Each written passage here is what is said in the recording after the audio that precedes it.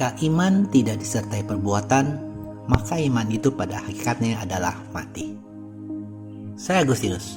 Selamat datang pada channel Touching Heavens, tempat kita mengenal dan belajar kebenaran firman Tuhan dalam Alkitab. Pada Alkitab, membimbing hidup kepada Kristus. Like dan subscribe untuk membantu channel ini bertumbuh dan firman Tuhan semakin diwartakan.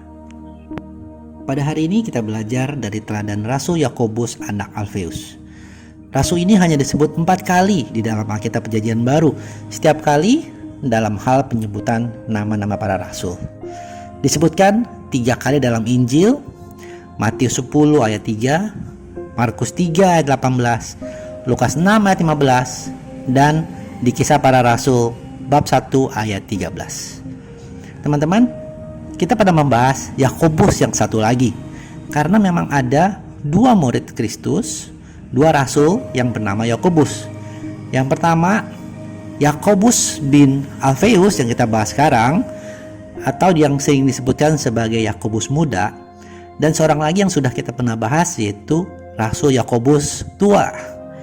Keduanya adalah murid-murid Kristus yang berbeda ayah. Yakobus tua, ayahnya adalah Zebedeus, sedangkan ibunya bernama Salome. Alasan disebut Yakobus muda karena disebutkan tubuhnya mungkin berpostur kecil atau usianya yang lebih muda daripada Yakobus anak Zebedeus. Alasan lain bahwa Yakobus tua mungkin dipilih lebih dulu menjadi rasul ketimbang Yakobus anak Alfeus ini. Banyak pakar yakin bahwa Yakobus anak Alfeus ini adalah saudara dari Rasul Matius, karena persamaan nama ayah mereka dari Yakobus dan Matius.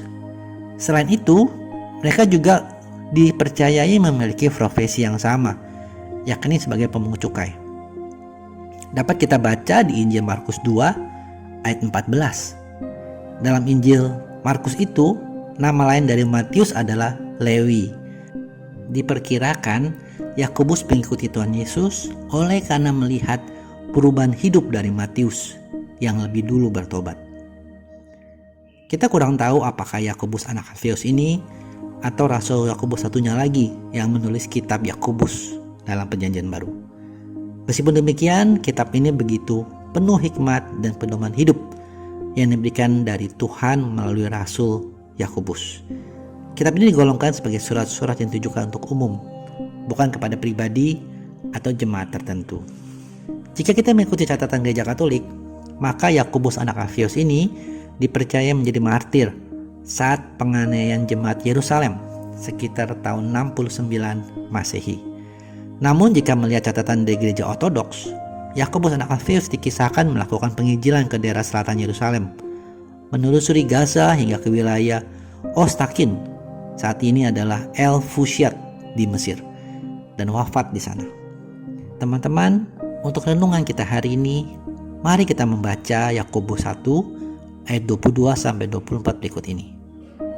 Tetapi hendaklah kamu menjadi pelaku firman, dan bukan hanya pendengar saja. Sebab jika tidak demikian, kamu menipu diri sendiri. Sebab jika seorang hanya mendengar firman saja dan tidak melakukannya, ia adalah seumpama seorang yang sedang mengamat-ngamati mukanya yang sebenarnya di depan cermin. Baru saja ia memandang dirinya, ia sudah pergi, atau ia segera lupa bagaimana rupanya. Pesan yang sama ini juga ditulis dalam Yakobus 2 ayat 17 dan 26 berikut ini. Demikian juga halnya dengan iman. Jika iman itu tidak disertai perbuatan, maka iman itu pada hakikatnya adalah mati. Sebab seperti tubuh tanpa roh adalah mati, demikian jugalah iman tanpa perbuatan-perbuatan adalah mati. Hal yang dapat kita ambil dari renungan kita hari ini adalah menjadi pelaku firman. Karena sebanyak apapun kita mendengar dan belajar firman, tidak ada hasilnya bagi kita atau bagi sesama jika kita tidak mempraktekannya dalam kehidupan kita sehari-hari.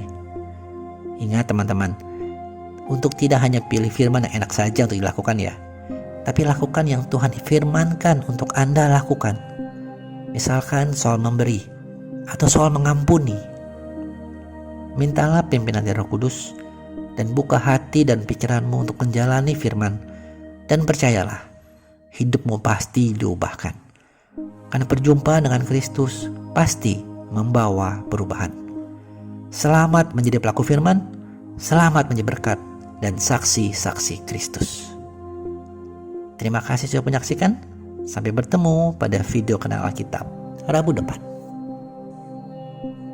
Kasih karunia Tuhan Yesus Kristus menyertai Anda sekalian. Amin.